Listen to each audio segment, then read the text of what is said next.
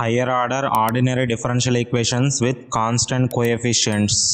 Suppose మనం ఒక nth order linear differential equation consider చేసుకున్నట్లయితే అది an d power n y divided by dx power n plus an minus 1 into d power n minus 1 y divided by dx power n minus 1 plus an minus 2 d power n minus 2 y divided by dx power n minus 2 plus and so on a1 dy by dx plus a0 y is equal to q of x అనేది ఒక linear differential equation అయితే suppose ఇది equation 1 అనుకుందాం. ఇక్కడ a0 a1 a2 ఈ terms అన్నీ constants అవుతాయి.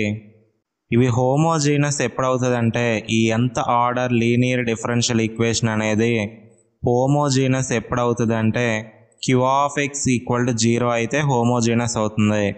అలాగే q of x గనక నాట్ ఈక్వల్ టు 0 అయితే అది non homogeneous nth order linear differential equation అవుతుంది. ఇక్కడ మనం ఆపరేటర్స్ ఎలా యూజ్ చేస్తామో నేర్చుకుందాం. Operator forms let d by dx is equal to capital D, d square by dx square equal to capital D square. అలాగే d power n by dx power n అయితే capital D power n అవుతుంది. అంటే d by dx అంటే d square by dx square అంటే degree 2 ఉంది కాబట్టి d square అవుతుంది. అలాగే d power n by dx power n అంటే ఎంత డిగ్రీ ఉంటే d power n అవుతుంది. ఇక్కడ ఆపరేటర్స్ అనేవి ఈక్వేషన్ 1లో ఏముంది d power n y divided by dx power n అని ఉంది. దీన్ని మనం ఎలా రాసుకోవచ్చు క్యాపిటల్ D power n అని రాసుకోవచ్చు కదా. So that employees an capital D power n y plus an minus 1 d power n minus 1 y plus an minus 2 d power n minus 2 y plus and so on a1 dy plus a0 y equal to q of x. y అనేది అన్ని టర్మ్స్లో common ఉంది కాబట్టి yని common తీసుకున్నట్లయితే an d power n plus an minus 1 d power n minus 1 plus an minus 2 d power n minus 2 plus and so on a1d plus a0 మొత్తానికి y common తీసేసుకుంటే y is equal to q of x. So దీన్నే ఈ రిప్రజెంటేషన్నే మనం f of d y equal to q of x అవుతుంది. Where f of d is an nth degree polynomial in d. ఇక్కడ f of d అనేది nth degree polynomial d ఫార్మేట్లో. Suppose given f of dy is equal to q of x అని మనకి ఇచ్చారనుకుందాం. So ఇది equation number 1. దీనికి general solution ఎలా కనుక్కుంటాం అంటే the general solution is y equal to cf plus pi. ఇక్కడ cf అంటే కాంప్లిమెంటరీ ఫంక్షన్, అలాగే pi అంటే పర్టిక్యులర్ ఇంటిగ్రల్. సో దీన్నే మనం y equal to yc plus yp అని కూడా రాసుకోవచ్చు. సో ఇప్పుడు కాంప్లిమెంటరీ ఫంక్షన్ ఎట్లా కనుక్కోవాలంటే to find cf the auxiliary equation is f of d equal to 0. మన దగ్గర ఉన్న f ఆఫ్ d ఉంది కదా, దాన్ని ఈక్వల్ టు 0 చేసుకున్నట్లయితే సిన్స్ f ఆఫ్ d అనేది nth degree polynomial in d, so there exist n roots. ఇక్కడ మనకి n రూట్స్ ఉంటాయి. సపోజ్ ఇక్కడ nth డిగ్రీ n ప్లేస్లో 2 ఉంది అనుకోండి, 2 రూట్స్ వస్తాయి. అలాగే 3 ఉంటే 3 రూట్స్ వస్తాయి. అలాగే nth డిగ్రీ అయితే n రూట్స్ ఉంటాయి. Case 1 if all n roots are real and distinct. ఇక్కడ రూట్స్ అనేవి అంటే f ఆఫ్ d యొక్క రూట్స్ అనేవి రియల్ అండ్ డిస్టింక్ట్ కనుక వస్తే అప్పుడు ఇక్కడ n1 is not equal to n2 is not equal to n3 and so on not equal to n అంటే ఒకదాని కూడా సంబంధం లేకుండా. For example a equal to 2, 3 అయితే సపోజ్ ఇక్కడ ఇవి రియల్ రూట్స్ అవుతాయి, real and distinct roots, repeat అవ్వట్లేదు. అంటే ప్లస్ ఆర్ మైనస్ 2, 2, 2 ఇలా రిపీట్ అవ్వట్లేదు. Here roots are real and distinct. అయితే అప్పుడు కాంప్లిమెంటరీ ఫంక్షన్ ఏమవుతుంది c1 e power n1x plus c2 e power n2x plus and so on plus cn e power nnx. అలా n roots వరకు, ఎన్ని roots ఉంటే అన్ని రూట్స్ వరకు రాసుకుంటాం complementary function. Next case 2 if some of the roots are repeated. Roots అనేవి రిపీటెడ్గా వస్తే అప్పుడు కాంప్లిమెంటరీ ఫంక్షన్ ఎలా రాసుకుంటాం అంటే సపోజ్ రూట్స్ అనేవి 2, 2, 3 అనుకుందాం. ఇక్కడ 2 అనేది రిపీట్ అవుతుంది. సో రిపీటెడ్ రూట్స్ వచ్చినప్పుడు మనం కాంప్లిమెంటరీ ఫంక్షన్ ఎలా రాసుకుంటాం అంటే let n1 is equal to n2 equal to n. ఇలా 2 రూట్స్ కామన్గా ఉంటే, అలాగే నెక్స్ట్ మిగతా రూట్స్ డిస్టింక్ట్ అయితే, రియల్ అండ్ డిస్టింక్ట్ అయితే, అంటే n3, n4, n5 and so on are distinct అయితే cf ఈజ్ ఈక్వల్ టు ఏవైతే కామన్గా ఉన్నాయో అవి c1 plus c2x into e power nx plus c3 e power n3x plus c4 e power n4x plus and so on cn e power nnx అవుతుంది. ఇక్కడ కామన్గా 2 roots ఉన్నాయి కాబట్టి c1 ప్లస్ c2x అని రాసుకున్నా ఇంటూ e పవర్ nx అని రాసుకున్నా. అలాగే ఒకవేళ 3 రూట్స్ కనుక సేమ్గా ఉంటే, రిపీటెడ్గా ఉంటే n1 equal n2 equal n3 equal to n అయ్యి remaining roots real and distinct అయితే అప్పుడు మనం ఎలా రాసుకుంటాం అంటే complementary function c1 plus c2x plus c3x square into e power nx plus c4 e power n4x plus c5 e power n5x plus and so on cn e power nnx అని రాసుకుంటాము. ఇక్కడ ఏ అయితే రిపీటెడ్గా వస్తున్న రూట్స్ ఉన్నాయో దానికి c1 2 times repeat అయితే c1 plus c2x into e power nx రాసుకుంటాం. 3 times repeat అయితే c1 plus c2x plus c3x square into e power nx అని రాసుకుంటాం. Case 3 there exists one pair of complex roots and remaining are either real and distinct or real and repeated roots అయితే, suppose మనకి ఒక pair of complex roots వచ్చి అలాగే remaining roots అనేవి real and distinct అయ్యి లేదా రియల్ అండ్ రిపీటెడ్ రూట్స్ కనుక వస్తే అప్పుడు let the pair of complex roots may be alpha plus or minus I beta with a pair of complex roots. Then first root n1 is equal to alpha plus I beta అలాగే n2 is equal to alpha minus I beta. అంటే pair of complex roots వచ్చినాయి. అలాగే n3 real and distinct అయితే then cf equal to e power alpha x into c1 cos beta x plus c2 sin beta x అవుతుంది. Plus c3 ఈ power n3x and so on real and distinct roots ఎలా రాసాము same అలానే రాసేసుకుంటాం series అనేది. So this is the third case. Pair of complex roots వచ్చినప్పుడు అలాగే వాటితో పాటు real and distinct roots వచ్చినప్పుడు పెయిర్ ఆఫ్ కాంప్లెక్స్ రూట్స్ ఎలా రాసుకుంటాం ఈ power alpha x into c1 cos beta x plus c2 sin beta x plus అని c3 అని రిమైనింగ్ రియల్ అండ్ డిస్టింక్ట్ ఎలా రాసేసాము సేమ్ అలానే రాసేసుకుంటాం. Next case 4 there exists one pair of complex roots repeated and remaining roots are real and distinct or real and repeated. ఒకవేళ మనకి ఒక pair of complex roots ఉండి అవి రిపీటెడ్ ట్వైస్ 2 సార్లు రిపీటెడ్ అయితే వాటితో పాటు రియల్ అండ్ డిస్టింక్ట్ రూట్స్ కానీ లేదా రియల్ అండ్ రిపీటెడ్ రూట్స్ కానీ మనకి ఎగ్జిస్ట్ అవుతూ ఉంటాయి. అప్పుడు let alpha plus or minus i beta with pair of complex roots and repeated twice 2 times repeat అవుతున్నాయి. అంటే n1 is equal n2 is equal alpha plus i beta అలాగే n3 n4లో వచ్చేసి alpha minus i beta అయితే n5 n6 and so on n are real and distinct and real and repeated. Real and distinct కానీ real and repeated roots కానీ remaining roots అనేవి.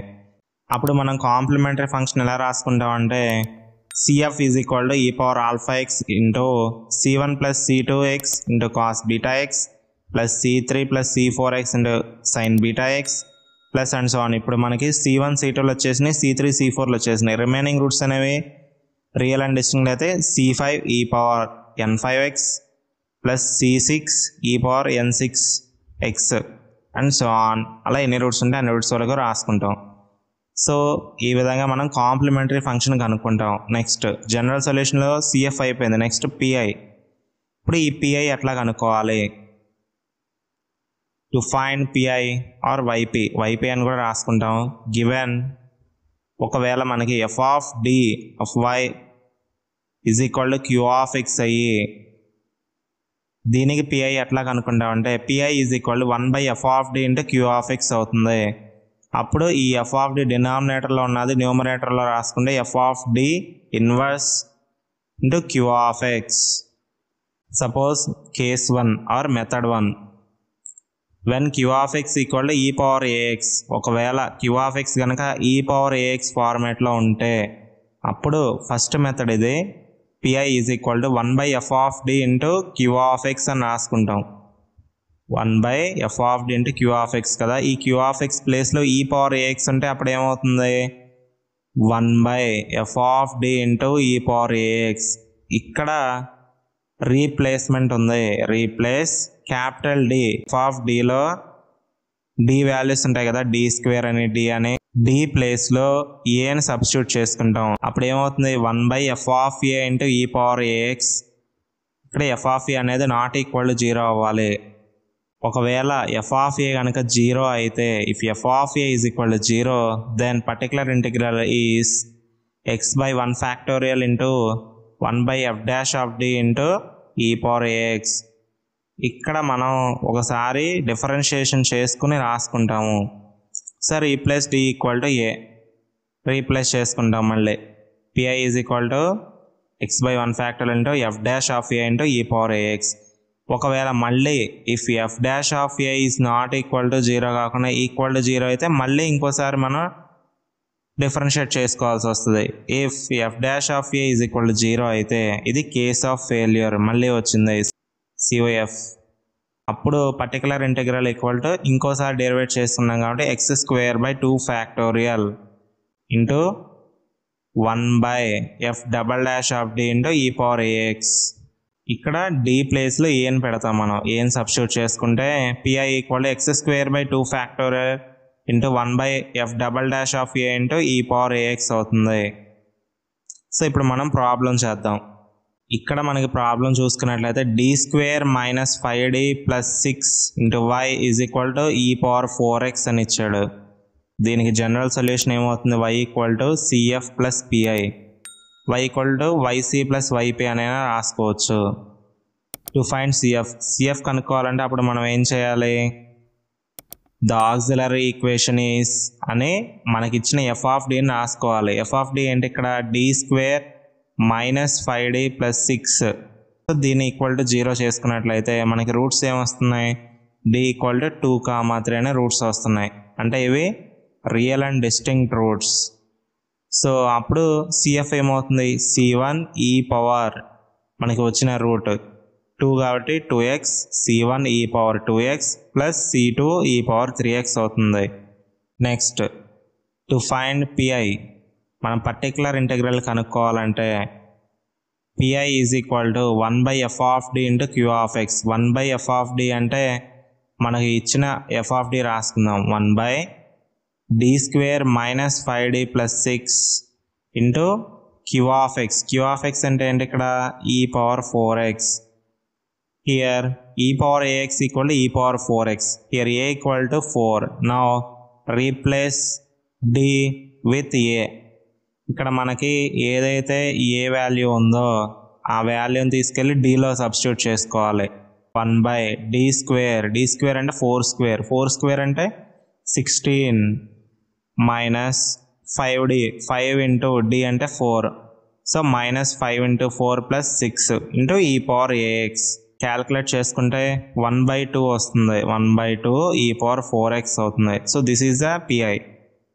Therefore, general solution is YC plus YP or CF plus PI. మనకు వచ్చిన CF ఏంటి, ఇక్కడ C1 e power 2x plus C2 e power 3x plus PI ఏంటి 1/2 e power 4x. So 1/2 e power 4x. This is the general solution for the given second order linear differential equation. Next, another problem. d² + 2d + 1 into y is equal to e power - x. f of dy is equal to e power ax ఫార్మేట్లో ఉంది. ఇక్కడ ఏ ఏమవుతుంది, -1. Solution, the general solution is y is equal to CF plus PI. ఇప్పుడు మనం CF కనుక్కుందాం. To find CF, the auxiliary equation is అని f of d equal to 0. మనకి ఇచ్చిన f of dని ఈక్వల్ టు 0 చేసుకున్నట్లయితే రూట్స్ వస్తాయి మనకి.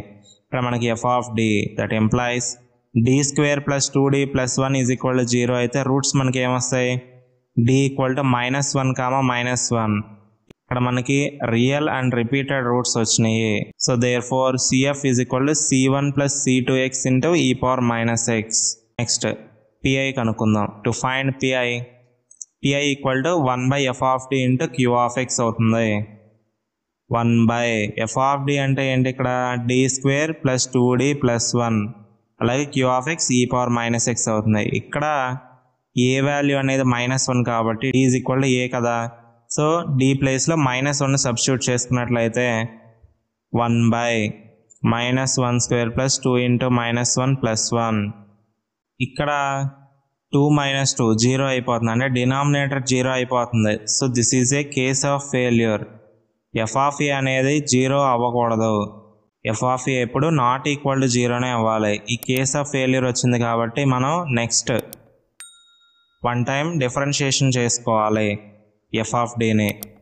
So x/1 factorial into 1/f' into q of x అని రాసుకుంటాం.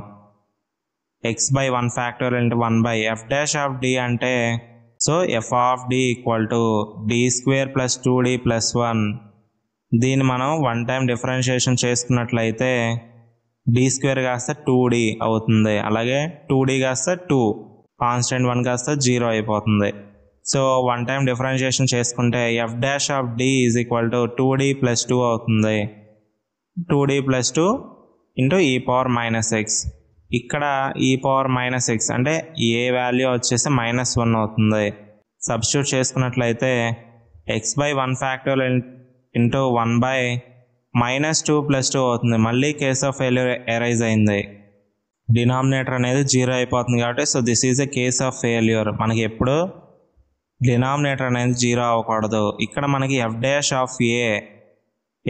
ఆఫ్ a కూడా 0 అయిపోయింది. సో ఇప్పుడు మనం మళ్ళీ ఇంకోసారి డిఫరెన్షియేట్ చేసుకుందాం. x² 2 ఫ్యాక్టోరియల్, ఇది సెకండ్ టైం కాబట్టి x² వచ్చింది. x² 2 factorial into 1/f" of d into e power minus X. f' of d is equal to 2d plus 2 కదా. f" ఆఫ్ d ఏమవుతుంది? 2 అవుతుంది. So 1/2 into e power minus X. So that employees x² by 2 into 2, 4 into e power minus x. So this is the particular integral PI. Therefore general solution is y is equal to yc plus yp. మనకు వచ్చిన yc రాసుకుందాం, complementary function. మనకు వచ్చిన CF రాసుకుంటే C1 plus C2x into e power minus X plus PI. PI అంటే ఇక్కడ x²/4 into e power minus X అవుతుంది. So this is the general solution for the given second order linear differential equation.